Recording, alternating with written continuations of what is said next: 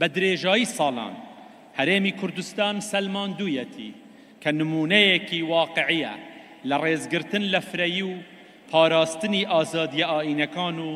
دروستکردنی ژینگەیەکی ئارام بۆ هەموو پێکهاتە جیاوازەکان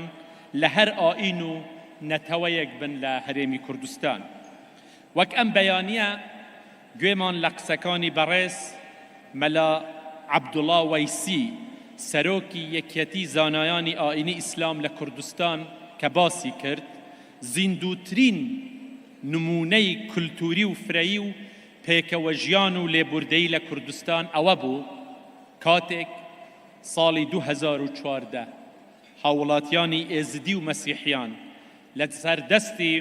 تێرۆریستانی داعش ڕووبەڕووی جینوساید بوونەوە لە بادینان بە تایبەتی و لە زۆر شوێنی دیکەی کوردستانیش دەرگای مزگەوت و قوتابخانەکان